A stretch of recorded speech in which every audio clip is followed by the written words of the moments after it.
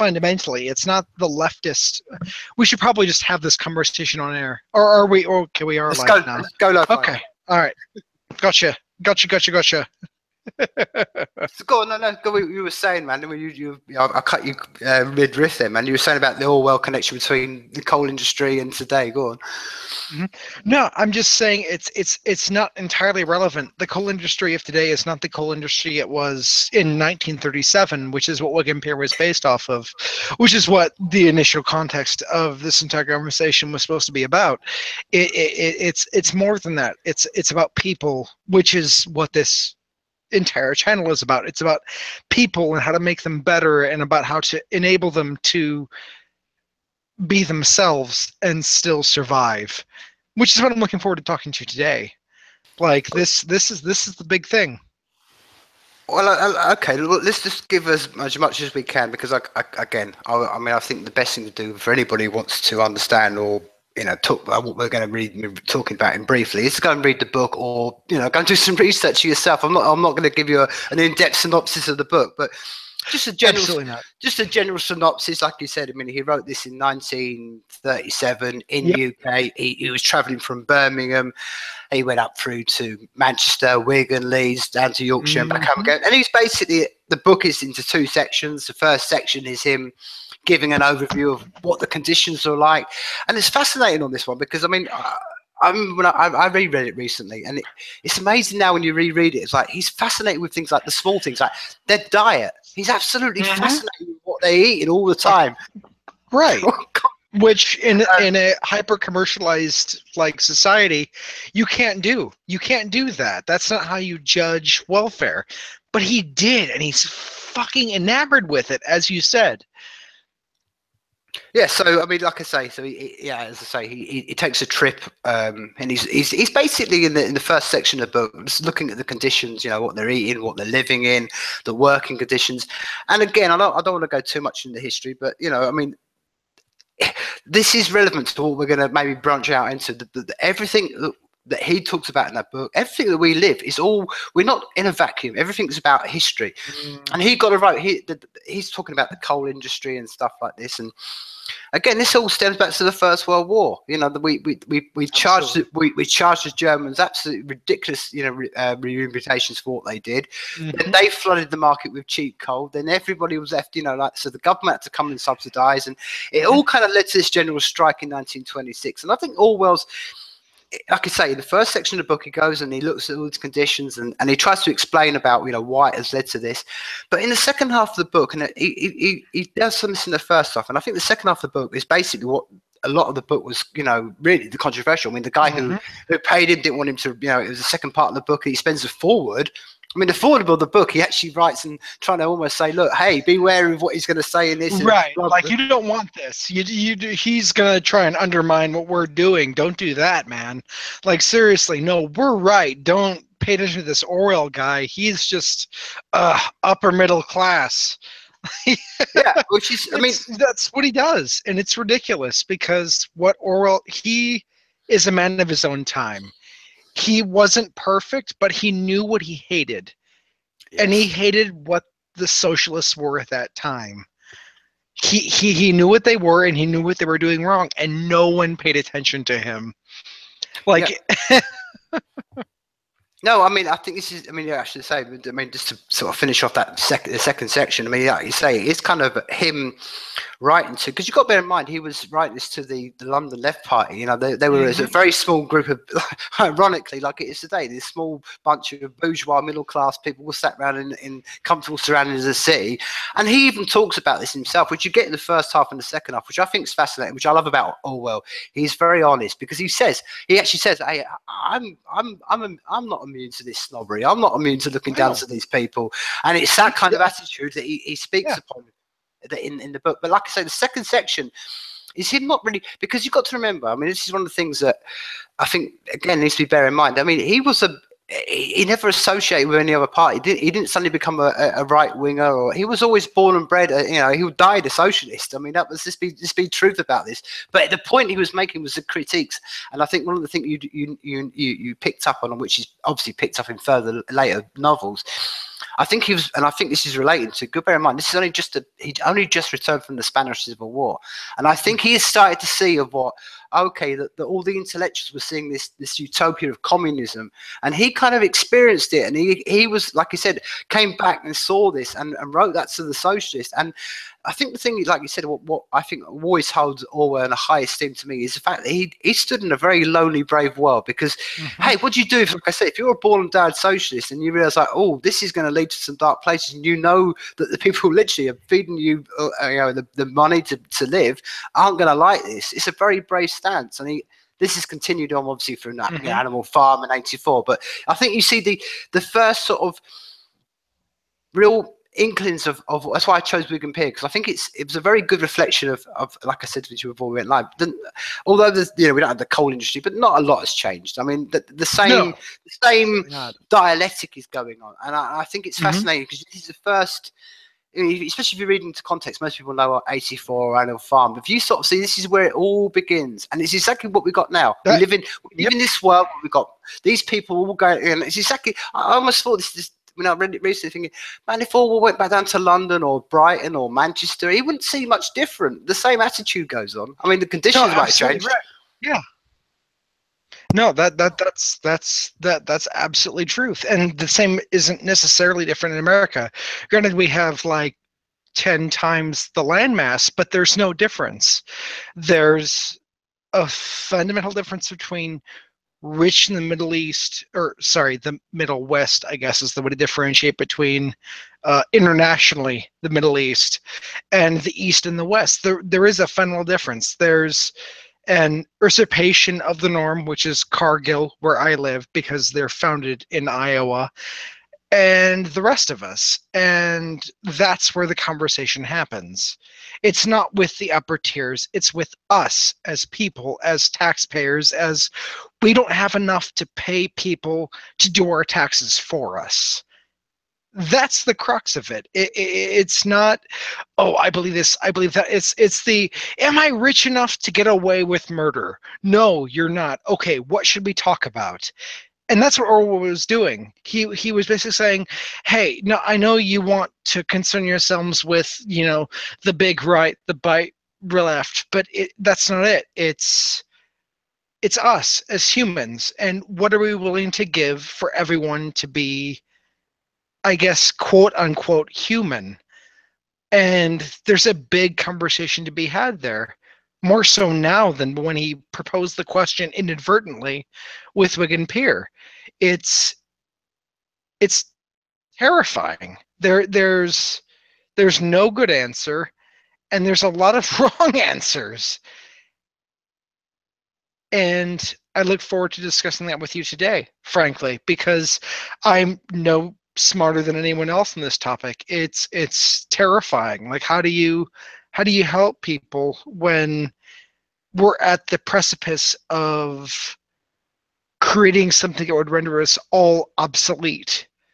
And Orwell hints at that in Wigan Pier, but he doesn't get there entirely. He hints at it, but he doesn't get there. But we're at that point now. So what do you do? Well, I mean, before we go to that, I mean, I think this is one of the things that you see particularly in, like you say, Wigan Pier, which by the time he's written Animal Farm in '84, you definitely see. But I think one of the darkest parts of Orwell is he doesn't give you a door at the end of the tunnel.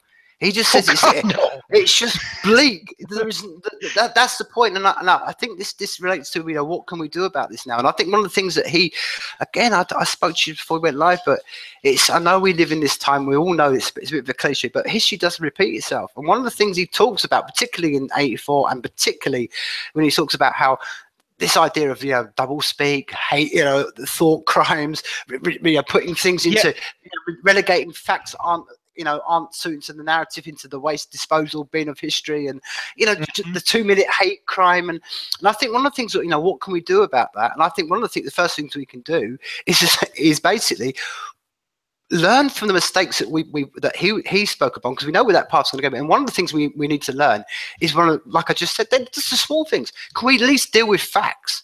I mean, one of the things, and this is one of the really winds up. I mean, it winds Mhm. up to the whole area we are right now.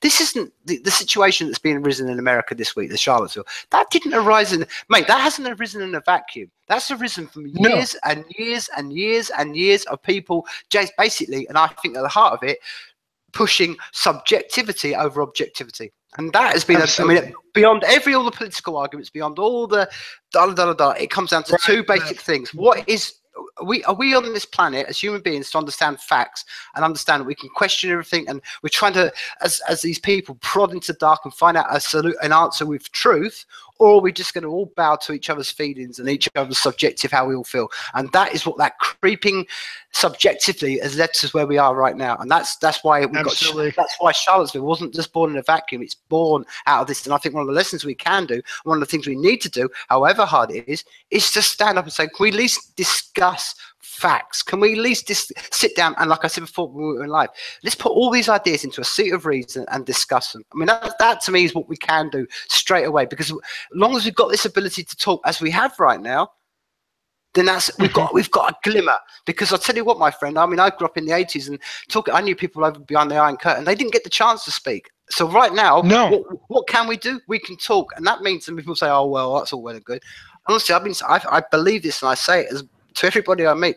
It's all well and good having these conversations, you know, behind closed doors, or, you know, little on forums. You need to go out in your real life. You need to go into real life and don't shy away from this stuff. When you see stuff, don't, you know, put your head up on the parapet.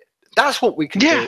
That's what every single human being can do, is don't shy away. I mean, dude, it's the old thing, but, you know, evil doesn't just happen by the evildoers. It happens by people turning their back and and just turning away. And that's been the problem. Yeah. I totally agree with you. It's a matter of people not believing they're culpable to what they say. Like, if you're going to say something, this, that, or the other thing, own it. Stare into the webcam and say, this is what I believe, and own the consequences. And don't get me wrong, don't say that, you know, if you get fired from a public university for broadcasting your opinions, sue them. That's wrong. That is fundamentally wrong. But a private university, a private enterprise, you chose the wrong enterprise. Like, there is a fundamental gap between what I believe and what is true. And that's terrifying, because I'm basically fundamentally defending neo-Nazis, but there's still a thing there. Like, the guy who was part of a public university should not be dispelled because he was a neo-Nazi. Fundamentally, based on the First Amendment, he should not be expelled.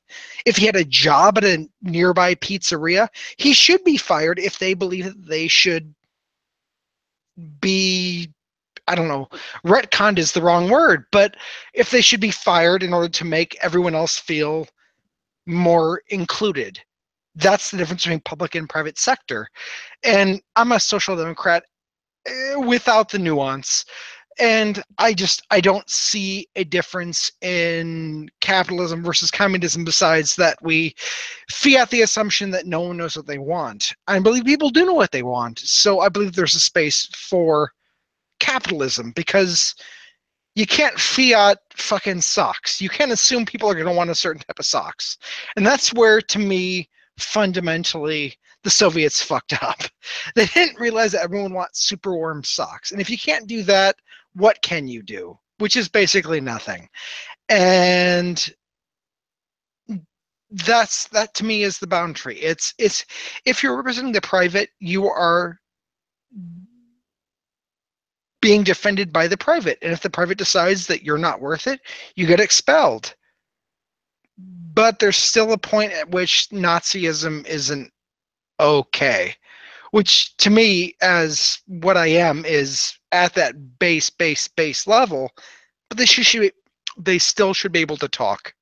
They should still be able to say this, that, and the other thing. And the limit on that is what confuses me, is what drives me to ask questions, because it's, do they want to believe that they can usurp just standard, like, well, let's talk about like Jewish people and the way they have families and the way that they like support each other, versus all Jews are bad and should be killed.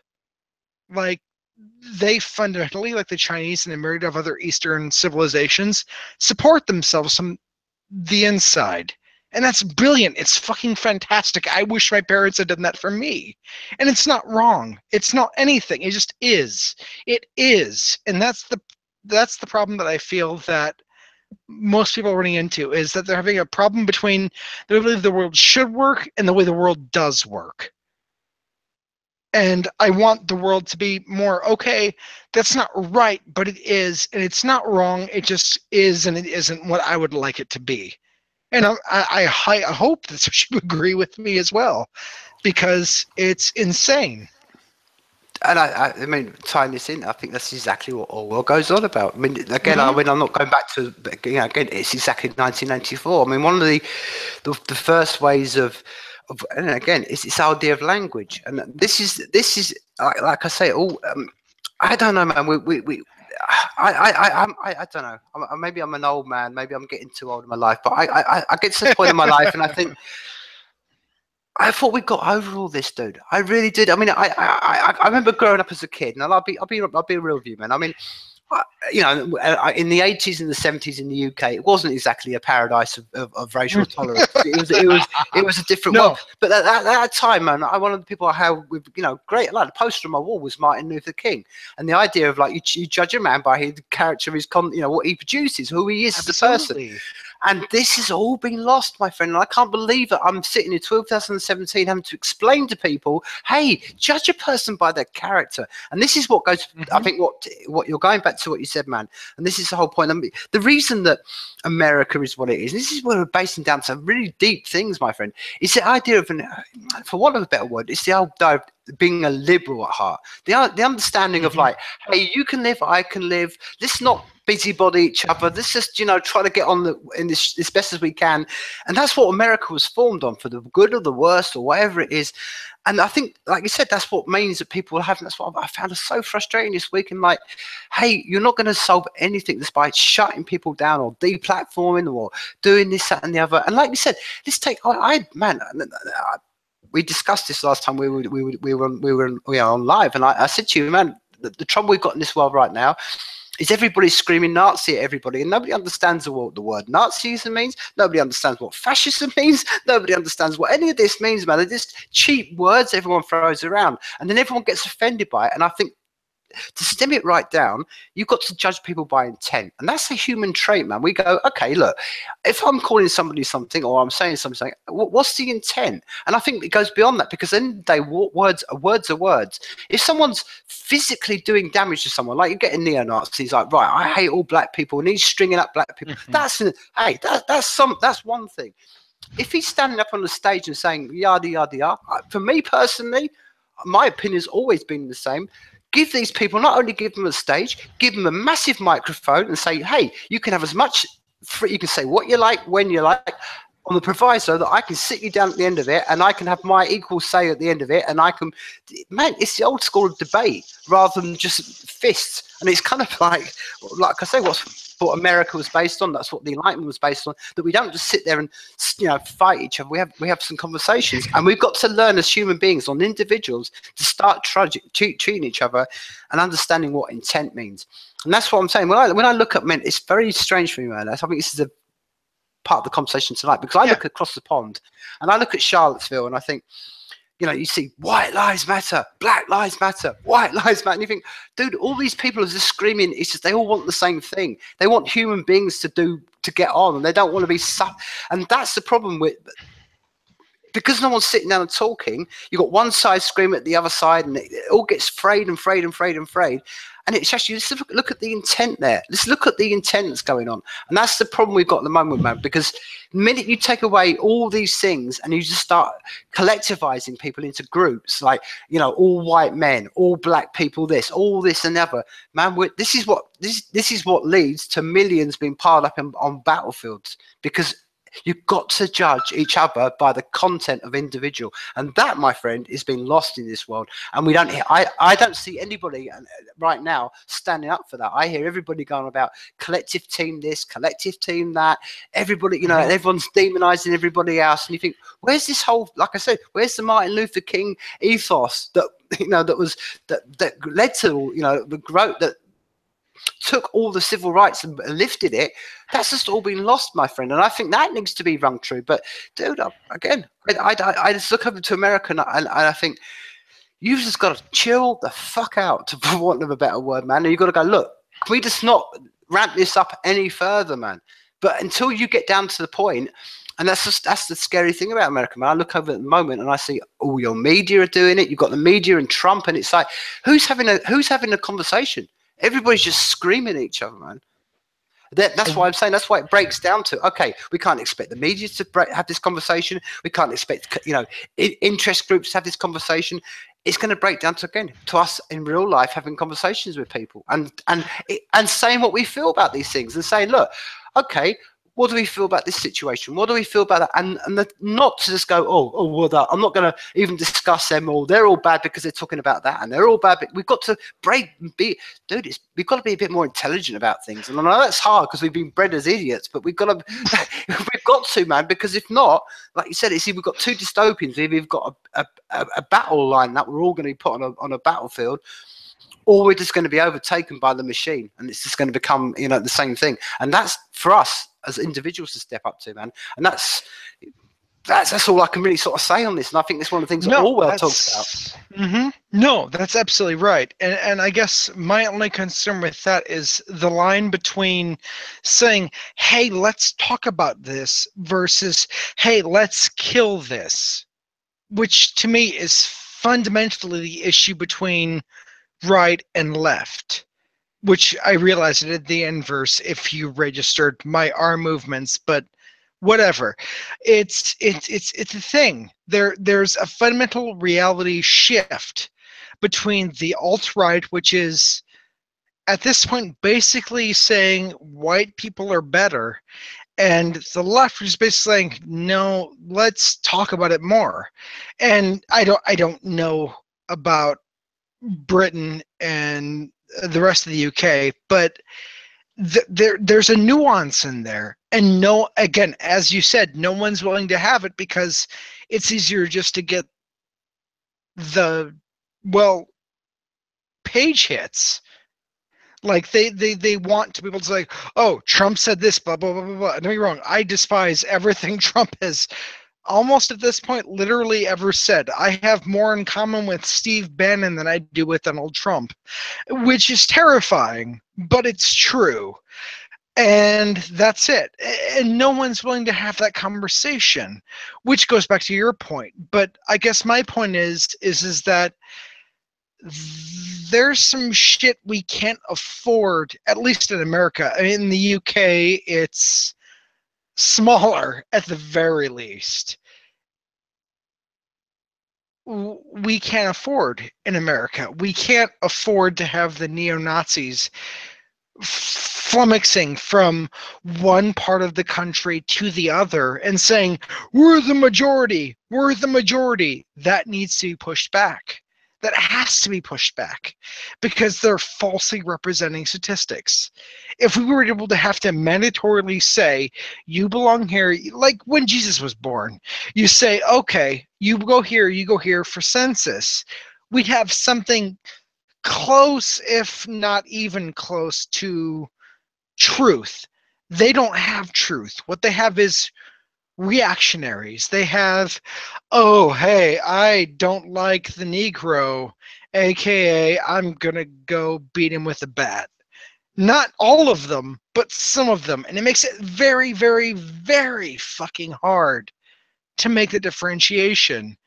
And that's what makes it hard as an American, is saying, okay, I understand that if you're a white supremacist, it's not necessarily easy to be whatever the fuck you are. I'm like, we're people.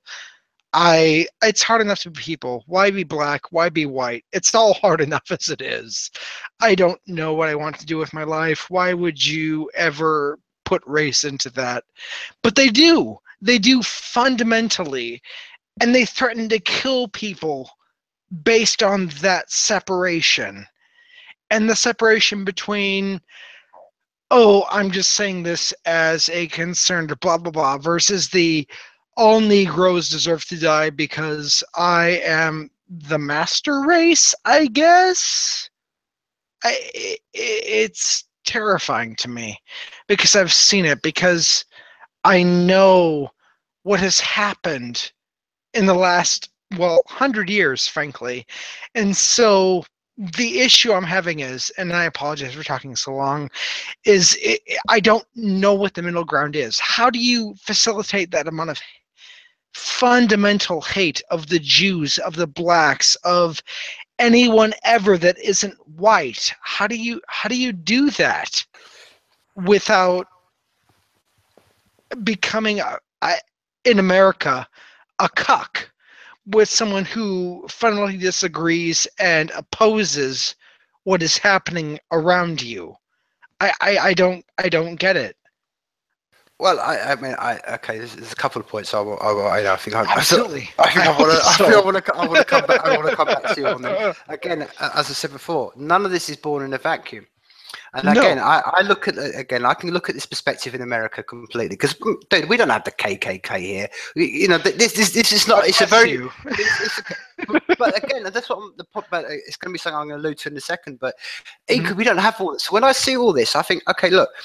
This isn't, again, I have to really emphasize, none of this has been born in a vacuum.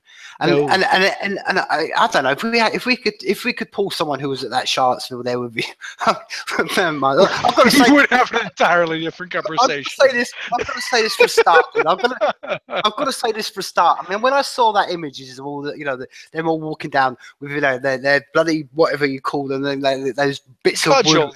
Yeah, whatever. And I think, look, dude, you know, we are in 2017. You can have lights. I mean, that's the whole point of these people. It's like the optics were shite.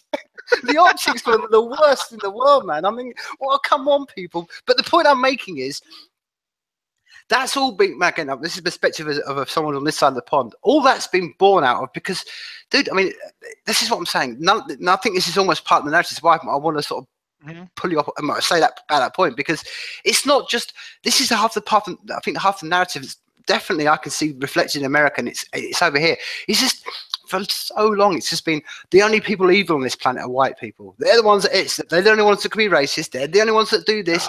And dude, when you get to be a white male, you're like and I think all this, what I'm trying to say is, it hasn't come from a vacuum and all this. And what if you try to eagle eye it and try to go, okay, let's forget all the, you know, the murky arguments about where there's horse and blah blah blah and what stemmed from what, that's a massive conversation. But if you look at it from a very overall perspective, what you're seeing, I think, is basically that it's one side reacting to another side that reacts to another side and reacts to another side, and it's got to this point, and that's why I say it's about, we can't just, it's because it's just been this general, like I said before, it's over kind of thing of saying, well, one side is the enemy, and then the other side is really good, and those people are pure, and this whole thing, and that's why I try to say none of this is a vacuum, because I don't know how many people, I don't know, like you say, how many of those people are doing what they're doing. I don't know how many of the Black Lives Matter people are going out and killing people. I don't know how many human beings are going out and killing human beings. But all it is, isn't it? I mean, this is again, the second point I really wanted to get to, man. And this is again, I've gone from being, you know, maybe in my 30s, I was a very idealistic kind of, you know, left-leaning guy and all this kind of stuff. And I've come to the point of living around the world and saying, like, well, one of the things I do see, and this is what you do, you see reflected in the Black Lives Matter movement, you see it now rising in this white power shit, and you see it rising in, you know, in all this Muslim stuff going on. People are very tribal. People, it doesn't matter. It's one of the kind of spoken. And again, this is the trouble with everything. Everything you start to discuss, people automatically go, "Oh, you're going to discuss this, so you've got to be a right wing." I mean, it's one of the failures of multiculturalism. This idea of just putting everybody together, and it's like, it's true, man. And all this, and I know for a fact, because when I went to Argentina, all the Brits lived together. So I'm going to speak as completely as a Brit. We all lived. They all wanted to live in their own gated community. They all wanted British food. They didn't want to mix with the Argentinians. They just wanted to stay amongst themselves, speak English, and then, you know, and take all the perks and benefits of living in another country. Hey, we can all do it. It's a human thing, and this is what you see reflected. So when I see the Black Lives Matter, I'm going, hey, I can understand that. You want to have your own little group of people who live together, and you lot may want to do it. And ultimately, as much as it disdains me to think that, I want to push towards the world where that's not the case. I'm like, okay, I don't mind you doing that, as long as you go and do that and live with each other and don't and have, you know, you stay over there, you each other, what you're saying. And this is where it comes down to discussion, because if one side says to the other, well, we have supremacy over you, that's when it's bollocks, and we've got to get down to, again, this is where it all breaks down to, man. We've got to break it down to ideologies. And that's what I'm saying before. That's why, to me, as I said before, I would love to have a white power guy, you know, like say Richard Spencer, and some, you know, Black Latifah guy, put them both on the stage and say, both of you get half an hour of each to say what you want. No bars holes. You can say what you like. You can call people whatever you like. Say what you like. Let it all spew out. And then the other person have their say at the end of the day. Sure. And then you've got to leave it down to human beings, man. And do you know why I weigh on this possibility? I'd like to throw this over to you. I grew up in the 80s, and it was a very, you know, we grew up in schools where we were all beaten by sticks, and it was all very religious. We had to sing churches, and all this, and it was this general suppression of everything. You know, like, don't look at porno mags, don't listen to this kind of music, suppress. And it never worked, because people just like, come on, man, we want to live alone. We're all generally human beings, and that's what happens if you get these people who are so up their own asses, for want of a better word, and they're all like, I'm so certain about this and I'm so certain about that. If you give them a stage and a microphone and give them as much publicity as possible, the general public are going to go, you're just talking shit, my friend. But the moment these words these have, like they say Richard Spencer, his words get suppressed. He plays into this victim ideology. The white powers say they're being victimized. Then the other side never listens to what they do. No one ever listens to anything. And then these people like Richard Spencer, their little nonsense becomes powerful stuff because it hasn't been challenged. So I would go, instead of this other way around, like we're seeing at the moment, like they're pulling down Stormfront and all these people. Oh man, I can't believe I'm talking about these kind of pages. But as you said before, we live in a part of the world, and the reason that we do live in this part of the world, and we have got these freedoms, is the idea of like saying, hey, everybody's got freedom. And that's why I can't stand about the world, because we're never going to solve anything. All the time we've got people coming along saying, you can't say that, you can't say that, you're going to be pulled for that. And that's the problem. We've all, as individuals, got to stand up for it. I mean, I was talking to someone on a very practical level. All students, I'm sure it's the same in America, but all students going to universities over here, it's a random pick that you walk into a university and you're given, as a male, you're sat in a class and told about how you're subconsciously racist, how you're a rapist, and you know, and you've got to go through all, and it's like, why should, and I said to someone who's come back to go to uni, I said, don't accept that shit. Just walk out and say, fuck you, dude. You can't tell me I'm a racist and I'm a sexist and I'm a, you know, all these things. That you haven't got the right to tell me that. But I said to him, if you don't appease that, it's like I've always said, the reason that we get to where we are, man, it's like, this is where it's deep level shit. All the time we appease men in yellow fluorescent jackets. Every time we go through an airport and we let someone push us and we go, oh, okay, fair enough. And I think one of the problems is, man, we're too goddamn polite, and we need to stand up and say, no more of this shit. This is what the Russians did, and the people when they broke down the communist wall. No more of this shit, man. But we're too weak. That's the problem. And I think we're too weak, and it goes back to what I said, what Orwell talked about. I think half the reason we're weak is because we watch shit TV, shit diets, and we just allow all this shit to go on, and everyone's attitude is like, man, how many times have you been told this in the outside world? Like, oh, I don't want to think about things. I just want to turn off. I want to watch TV because the life's too shit. And you know, come on, let's go and watch X Factor because it's a bit of cheering and light in this world. And I think you are the worst people in the world. Spend some time to do yourself up, man. Educate yourself. Make yourself a better person instead of trying to convert everybody else and make them a better person. Sorry, ran over. No, that's an absolutely fantastic rant. If I ever heard one, that's the best rant I've ever heard. Because it's legitimately a matter of those who don't and those who can fighting each other, which is different from every other fight I've ever heard versus the Black Lives Matter versus whatever the fuck the white racist version of that is. It is just fundamentally being willing to empathize.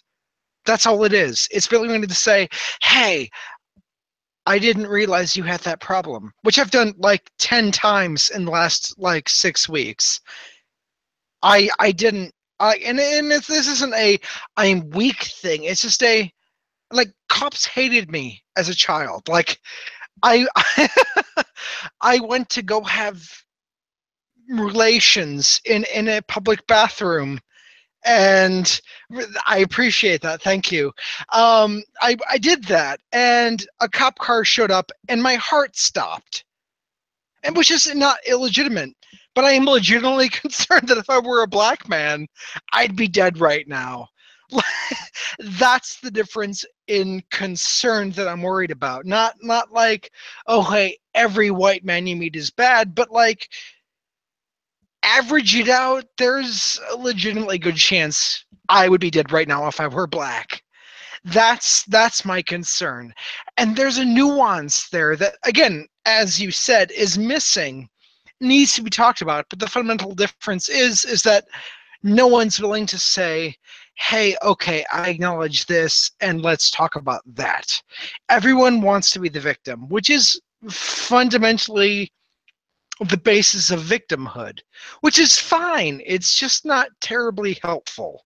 It doesn't do anything. Like, as a human being, you can want to show people like, hey, this is a thing that I did and you didn't do, and they're like, okay, I'm going to do that, and then either they're dead or it didn't happen, and therefore this, that, and the other thing. There's no median for like, this is a side reaction. Like with Minneapolis, which had what, 4 people die because of frankly being not white. Like, that's a problem. But no one phrased it as that. They phrased it as oh, they were black, oh, they were Arab. Like, let's just hedge it. And don't get me wrong, you can't do that with white supremacists, which is on Twitter and Facebook, which is the fundamental way with in those groups. Like, I want to say communicate, but it's mostly copulation. They screw each other via those means. And that's the difference that I'm most fascinated with. It's, hey, I feel despicable. Tell me I'm not. And then they do. But they don't have room for anyone to say, hey, maybe you're wrong. And that's what I want. And it's not to say that I'm willing to, and again, I apologize. I interrupted you mid-sig, but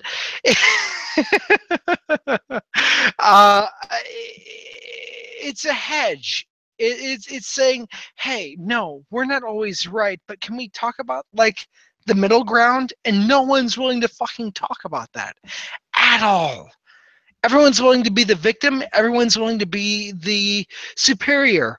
No one's willing to be. And that breaks me, because you have to be willing to say, I don't want to be the victim. I want to fix this shit. That's the crux. That is everything. That is Jesus Christ and the Holy Spirit. That is, it's everything. And no one's willing to do that. Everyone wants to say, this version's bad, this version's bad, let's start a race war. And don't get me wrong, there's a legitimate cause to start a race war in America at the very least. But it needs to have a conversation. There needs to be people from both sides who are willing to go on to CNN, Fox News, or anyone fucking else and say, hey, let's talk about it. Which is your entire point, is there needs to be, well, frankly, a fucking point. You can't just be angry. You can't just be indignant. You have to be, let's talk to our fellow man. Let's talk to our Samaritan. Let's be human. Well, again, it ties so back, and I mean, you keep dragging it back to the Orwell, but it is exactly what Orwell spoke about, because I think one of the fascinating things, and I think this is one of the things that's been lost, particularly in the absolute frenzy that's gone on this week with Charlottesville, is like, if everybody just stepped back and just realised, it's what Orwell was so eruditely clear upon, and he kept banging on and saying this over and over again, and nobody seemed to listen to him, but man, you can separate the white nationalist and the black power movement by by what, a millimeter? They're basically both collective. They both believe in the same thing. And that's the irony of it all. Like, actually, the most strident black nationalists and the strident white nationalists would agree on everything, how the government should be run. They're both kind of, I mean, this is generally back in all, beyond all the white power, black power, whatever power, they're all basically wanting, you know, the same thing: bigger government, more control. You can't say this, you can't do this if you don't agree with the power. It's all the same shit. It's just different sides of the same fucking story, man. And this is half of the thing. And again, it's all, I mean, I know I keep saying this thing, man, and that's the problem. Like you said, we live in this world. And again, maybe the half the problem is, and this is all, we can sit there and look at the journalists and say, well, it's all their fault. No, it's our fault. It's our fault as the citizens of this. We've allowed all this to go on, man. It's not just their fault. And half the problem is we don't expect questions. We don't question anything. So and it is all, everything in life is nuanced. Oh, if only life was just easy as brushstroking it easy, one big brushstroke. That's the answer to that. Man, if that was the case, we'd all be done 100 years ago. We would have moved on. We'd all be living in, you know, in paradise. But that's not there's no broad, everything is nuanced. And like, when, for instance, you just saying there about, I think absolutely it's true, and it's not a reflection I can know particularly, but like, you know, like you said, if you were in a situation like when you were in that situation in the public, you know, having whatever, if you were black, you probably would be more fearful. But then that's a nuanced discussion. I mean, whenever I hear that, and I hear about, you know, all cops are racist, or all this, that, and the other, and the other side go, no, it's all this, that, and the other, and I think, come on, man, let's have a look at the real discussion. How can we expect anybody to be a police officer in 2017? The job is ridiculous. I mean, I don't think any human being is suitable to be a policeman in these days. I just don't think it's the psychological strain. Every day you're going out and you're just confronted by the worst of humanity. So not surprising you're trigger happy, but that's not the fault of the policeman. You have to be, though. You have to be. But what I'm trying to say, Jacob, is it's not the fault of the policeman. What I'm saying is the whole it's exactly it. We put, I don't know what the average police pay, but they're getting very small pay. We don't make, I don't know what it's like in America, but over here, it doesn't matter. The benchmark to get, when I was a child, man, the benchmark to get to be a policeman was really high. You had to be a certain size, certain build. You had to have, you know, quite a high intelligence. Now it's just been lowered and lowered and lowered, and then you got these. And I think it should be the other way around. Nuanced discussion about all this. Why are so many black men being killed? It's like, we're putting the wrong people in police uniforms. It should be the most special, and that's the discussion. It's a nuanced one, but no. Let's throw that one out the door and let's make it all about all policemen are racist. And that's the problem, my friend. That's the problem. We've got to have nuanced discussions, but the media don't want that. So if the media don't want that, why are we surprised by it? Then we've got to do it, like I said, between ourselves, human beings. Dude, I'll give you a very perfect. I'll give you a very perfect example of this, and this maybe it's complete opposite side, but as you know, I lived in Venezuela, and I have friends now, you know, in this situation. I keep a real one eye, and I think it's one of the things I did this week. I can put pictures of, I don't know, something up, or put stuff up on Twitter, and it gets tweets. But you put anything about Venezuela, you don't get any tweets, you lose followers. and I think one of the things that it goes back to this, you know, thing, and obviously, they're living in a country where it's going more and more into totalitarianism, and then all the media's cut and the journalism's cut. And what are their solution to be? They go into public buses, cut out a little cardboard, make it into a TV screen, and say, "Esta es la noticias para day," and they tell you all the things that are going on the bus, people to people to people, and that's for it. Ultimately, people go, "Oh, we're not in that situation yet," and I'm like, "But that's what we've got to do. That's what we've got to do."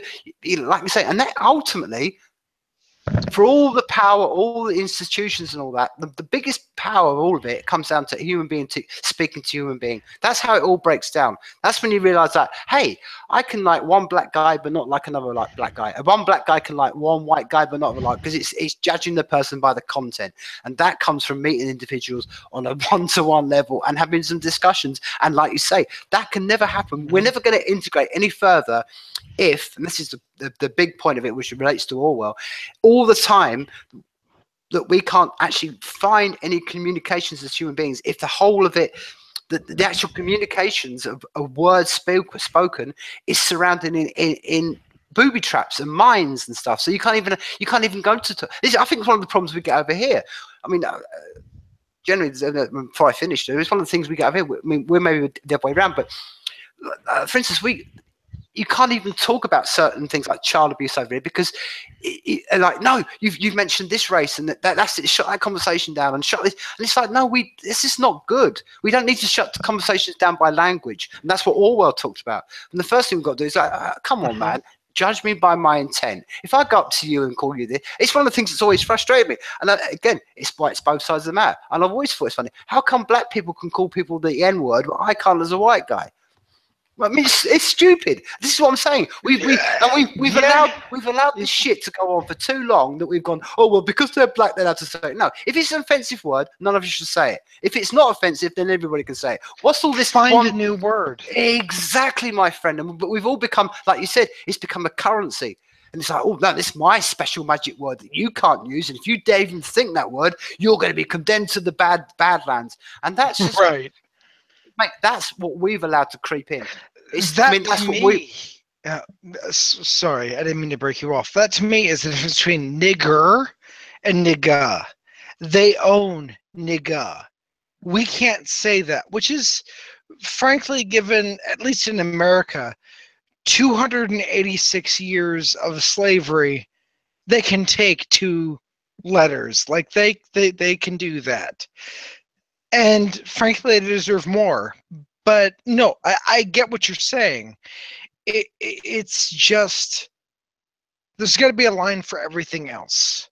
We can't hedge our bets on, oh, hey, this racist epithet is bad. We've got to hedge towards the future, which is unknowable and confusing and this, that, and the other thing. But we've got to be able to facilitate saying, okay, I won't say that as long as you're willing to engage on, for lack of a better word, a Twitter level. Like, we need to become together. And we're not right now. Right now, we're, frankly, given Trump, widening. We need to find a term that we can hedge ourselves against and become whole through without the US, without the EU, without anything. We need to become able to love each other, understand each other, without all of that weird, random, racist bullshit. Because I didn't own any slaves, but I respect the weird area that slavery represents. You've got to be able to. You've got to. There's fundamentally no way in which you can't. But you've also got to say, like, not every white man is a racist. Like, that's got to be the thing. That has to be the thing. You have to be able to say, like, look, this was fucked. This is fucked. How about we just get together and realize that we're all human? And that's what I want. That is absolutely what I want. It's not fair, and it's not, I guess, Supreme Court-ly reasonable, but that's what I want. I want us to be able to come together and say, I don't know, can we just, like, be bros? Can we be happy, please? Because life is hard enough. It goes back to what I said before, man. Martin Luther King: judge a man by the contents of his character. God damn right, mate. It's so obvious and so simple, and that if we could just live by that one alone, it would kill all this. Because that's been the problem in our world, man. And again, I can't believe I'm sitting in 2017 having to sort of go, am I having to tell people they've got to judge people by the person? It's unbelievable, my friend. And that's what this is why I wanted to talk about Orwell tonight, because I'm like, Orwell would have sat in the mid-30s and said, hey, all this, and that's why it relates to Wigan Pier. Because when did he write that? 37. 2 years later, we're in the middle of a Second World War, and that's the point. Right. That's the point, man, and that's why Orwell is so relevant, because we've got to break all this down, and that's what I'm saying, man. Every situation, every country you're living, and it all breaks down. It's like you mentioned about the slave owners and stuff like that. And dude, I'll give you a perfect example. I went to South Africa, you know, literally 6 months after apartheid came down. And man, Yes. and do you know the shit I was getting given wasn't from black people. It was from white people giving it. Oh, but don't you feel guilty for the fact? I'm like, no. Because if I was born in No. those times, I would have been one of the people who would have stood up against this shit. Goddamn right. And then, man, it comes back to my same point, man. I can't be. Look, if I don't know, if my brother or my beloved or my son does something in their life, I'm not responsible for that shit. And equally, you're not responsible for what I do in my life. And I've always said to people, judge me for me. I can't be held responsible for anybody else. I can't even. It's hard enough for me to keep my life into check without worrying about everybody else. And am I responsible for what I was born into, man? And that's the point of it all. That's the whole point. I think all of it is. Yeah, slavery was wrong. Yes, he's going to fuck up things. Like I said before, none of us are born in a vacuum. All of us have got grievances. All of us have got problems. All of us have got this shit. But it's up to the point of it. Ultimately, we've all got it. This is the point, man. There's no one part of the world where it's like all paradise, all sitting there. And trust me, I went looking for it, man. I spent years traveling to beaches and thinking, oh, there's got to be somewhere where this is. No, it's not true, man. Humans are humans. Humans are tribal. Humans have. I mean, dude, I lived in the middle of Venezuela, and one little group hate the other group over the hill. It's just. What can you do about it? And then I think the only thing you can do, that's what I'm saying, is what I was always told to do as a child, was to judge everybody by who they are. You know, and I think the other thing, man, and I just you know, while I was straight away from that, and I think it's an interesting debate because you said about empathy, man, and that was something else that's an interesting debate because I've had many thoughts about empathy, and I was a big sort of. That was a big drive in my life. And then I've started to sort of think, okay, maybe, again, that's more nuanced. Maybe it's more compassion we need. Because I think the trouble with empathy is everybody, almost by the definition of the word, makes you want to see. It's like being, okay, I want to be empathetic towards a paedophile. I don't want to be empathetic. I don't want to think what he's going through. I don't want to get my mind to the fact that, but I can feel compassion. I can feel, okay, maybe, and I'm not going to want to just throw you in the stocks. But, you know, I can have compassion to the nth degree. I can be like I can be in the Buddha to my nth degree of compassion, but I don't see why I should open my mind up and to sort of empathize and think, oh, okay, I get why he's doing it, and let's try to get inside the mind. No, you're wrong, dude. And that's what I mean. The lines in the sand. There are certain things that are wrong, and I think that's one of the creeping things that's been with this whole idea of empathy. Is just like, oh, well, everybody, and there's no good and there's no wrong, and we've just all got to understand each other, and it's like, I think that's part of the problem. There are certain things. Yeah. I mean, I think before I finish this, man, and I'll hear your thoughts on it. I think this is things where we can come together, because I think there's things that all humans, whether you're black, white, African, Malaysian, whether you're born in China, Australia, we all agree on certain things, man. And I know it from reality. I've seen how people employ. When I lived in Venezuela and I lived on the beach, I saw how they treated someone who raped someone. And I'm like, okay, so this is a pretty human trait, man. It's not. Right. Exactly. That's exactly what it is. It's a failure, frankly. It's a failure of one human to another. And that's it.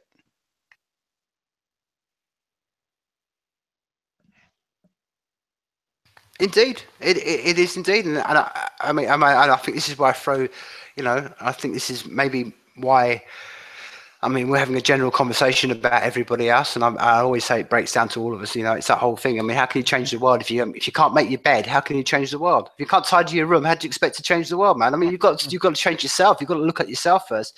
But again, and I think particularly between me and you, my friend, we're both creative people. We're not just the average, you know, go to work, put our heads down. We you know, we've made that choice.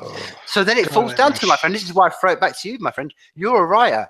And I've been a writer as well, and this is why I've seen people like Orwell. I've got I tell you, my friend, if you want to cut down to me the core of me, I get when I talk to bands personally, I get frustrated. I'm like, they all sit in I used to have an art student. It was almost like every day I'd have a musician, an artist, and they'd all come in there and spend 2 hours and they'd bitch about the world, have these kind of conversations, and then go out to the world and carry on. And I'm like, that's the problem.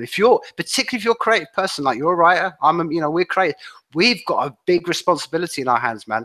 And that's the point. We've got to go, right, okay, where was my Orwell? Where's my 1984? And if you think you can't do it, you've got to work harder to do it. So that's the question I throw back to you, man. I mean, that's what I'm saying. the drive with you. I mean, we've talked about all those things, and I'll throw it to you to say, okay, what are you doing in your writing to do that? How are you challenging that? I'm not, frankly. Like, I'm not. I can't even begin to challenge that. I wish I could, but I can't. All I can do is hope that what I do is frankly legitimate, like true. That's all I can hope for. That's it. I want to be more than that, but my fear is that I'm not. And so, I mean, frankly, that's it. I take my hegemons and I hedge them against the truth. That's it. And all right, maybe put this another way. I mean, maybe another a kind of another way of putting the same sort of point. And you know, George Orwell was alive today. What do you think he'd be doing? I believe he'd be Bernie Sanders, frankly. I legitimately do. Not in the exact same ways, but I believe he would hedge himself in a Eugene Webb's sort of way. I believe that. And it's not right, it's not wrong, it just is. Which is, I believe, well, frankly, a hedge between what is and what is not. So, okay, that's an interesting perspective. So, you think he would have gone more? I mean, again, respect you. Are you saying Bernie Sanders as in what he would have been to the politics, or are you saying the Bernie Sanders as in the populist guy who's speaking that kind of language?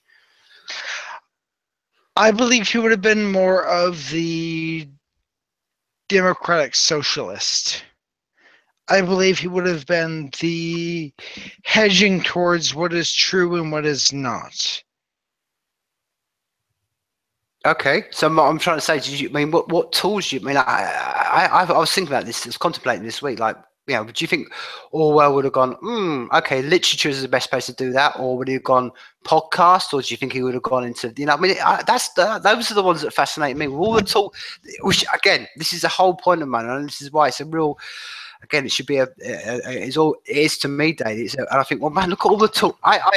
As you know, George Orwell, he spent the last few years of his life living on an island not far away from me, and it was just, you know, completely. I mean, he had nothing, and I'm thinking, which is why it's relating to this point. Like now, here we are. I've got a laptop in front of me. I can communicate with someone on the other side of the world. We've got the ability to go on and reach, you know, far more reach than people like Orwell had. You know, in essence, because I'm going to go through a middleman. I'm going to go and ask a publisher. We've got the tools in our hands, and that's what I'm saying. That's the challenge. I think all us creatives have got. We could, you know, and I don't think. I mean, we should be challenging ourselves. But dude, I mean, I think it always breaks down to, it's like, hey, if we want, I mean, what's your daughter or what's my son going to say to me in 20 years time or 30 years time, if I'm lucky enough to be that age, and say, hey, you had all these tools, what did you do with them? That's why I relate to Orwell. Do you think he would have used the tool of politics? Do you think he would have used the tool of the media? Do you think he would have used the tool of writing? Do you think, I mean, that's what I'm saying, because I think, my personal thing, I think he would have gone and had I think he would have been like a Jordan Peterson in that sense, and that he would have gone, taken a podcast and run with that. Because I think, to be honest, my friend, I think it's you can have far more effect with that than you can a Bernie Sanders. And these is what people are starting to wake up to, and it goes back to what you saying on about the universities. I mean, Jordan Peterson's a perfect example of that. You know, he didn't just sink in. He took the little tool he got given and stood up there and shouted against the world. And it relates to what you're saying about people in university. You haven't got to take this anymore because you've got the tools in your hands, which we didn't have 20 years ago. I mean, George Orwell can get pissed off and he's got to go and sit in a little line and sit and scribble and hope somebody picks up his writings. We can all go on to, that's what I think what you're relating to. And that's the responsibility of us as people, man, because, dude, I mean, again, I mean, it's all right sitting and saying, oh, we're all a bunch of kids on Twitter, but Man, we're all adults. We've got to use these tools. We can't just be going, oh well, no. Again, it all falls down to that. And I think that's from where we can have from power from the our side where man, I'm in the process of doing this, man. I'm just cutting everything. You know what I mean? If I see someone I don't like, I'm like, nah, I don't. If you're just going to sit and do this shit, block. Right, absolutely. You have that power because then you diffuse them. But again, it's a duality too, because I may be sounding hypocritical because all the time I'm blocking somebody, I might just deplatform them and not give them a voice. But then I think it's a fight against a nuance. It's a nuanced thing because I think we're both saying there's no you can say, okay, I'm going to listen to somebody who hasn't somebody a voice, but man, it's like a child. If a child always comes in your house, into the room and like, okay, I'll let you express yourself, and all they do is just, scream and shout. You're like, well, there's going to come a point when I'm like, no, I'm not going to let little Billy in my house anymore. Absolutely. And I guess my main hedge is that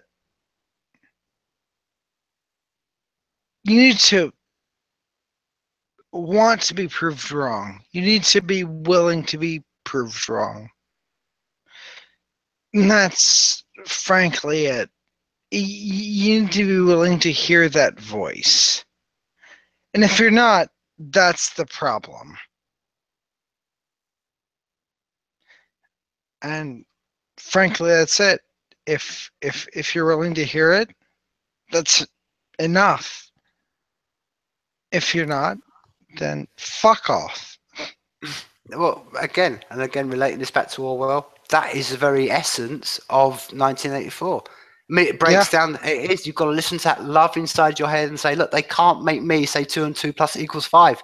And man, and maybe we're breaking down to the real essence of all this. Maybe it's you've got to keep the strength in your head to understand that and go, I've got to keep that humanity alive in myself, my friend. Maybe you're absolutely right. Maybe that's the most crucial battle we've all got to do, is just keep that humanity alive in all of us, because this is the whole thing as again, this relates to Orwell and all that. What the horrors he saw, what relayed in the Second World War, is Germany didn't rise by a bunch of, all hating, no, it was the masses all did it, man. They all joined in it. And that's the scary truth, and that's what I'm saying. That's why this idea of like, well, I could never become a guard in an Auschwitz camp. And I'm like, you could, I could. I understood that a long time about myself. I'm like, I'm no better than these people, so I've got to check myself on a daily basis to make sure that I can, if that situation ever arises, I'm nowhere near that, because that's a hard do that. I think we'll get to the crux of the matter, man. This is the hardest battle of all. You've got to check yourself on a daily basis and check and constantly keep that humanity alive, man. And it's hard, man. It's increasingly hard in the times in the world we live in, what we see surrounded by. Yeah, no.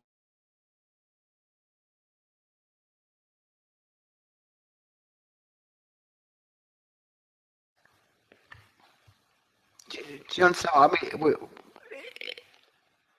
Everywhere we look, and I just think in the essence of it, we've just got to, as I said, we've got to find a common, how can you say, a common area, that common spark of what we are as human beings, that thing that we can all say, okay, look, beyond it all, and for want of a better word, we are just on this rock. And we have got a short period of time, and anyone that says, and I think that's the duality what we're talking about. Anybody that says any different, they are deluding themselves, and I think that's half the delusion we've been speaking of on tonight. Is that people, again, it's the same thing. They're putting up subjectivity and things that aren't real above what is objectively real. Truth is, it can always be moved, it can always be changed, but at least you're on the path of searching for something that's the truth. That's the whole essence of objectivity, is that we can go, okay, we can all agree on that because it's science. That's why an experiment can be carried out, and someone puts a thesis up and it's not, when we agree on it, it can be tested and proven in different circumstances by different people all over the world. And that is the the essence of what we've got down to. Well, my friend, it's breaking down. It's you know, I think we're back. I think I just lost you there for a while, my friend. So, well, look, it's 3:10. It's been a, you know, I recommend to people, you know, again, if anyone, you know, go and please read Wigan Pier. I can't highly recommend that everyone reads as much George Orwell as possible, because as we've been discussing tonight, you know, the words are relevant to whatever age or whatever times we live in. Wigan Pier is a very good one to start with. Animal Farm in 1984. But again, there's many books I'll recommend of all. And again, read them all. And they're the essence of what we do. Test it, you know, read yourself and try to gain some knowledge. And I think that's, as you were saying earlier on, Jacob, that's the element of what we've all got to do. We've got to break it down to the individual and start to see people, as Martin Luther King said, you know, just judge a man by the content of his character rather than the colour of his skin. Well, all over here in Scotland, I want to say life is people, people.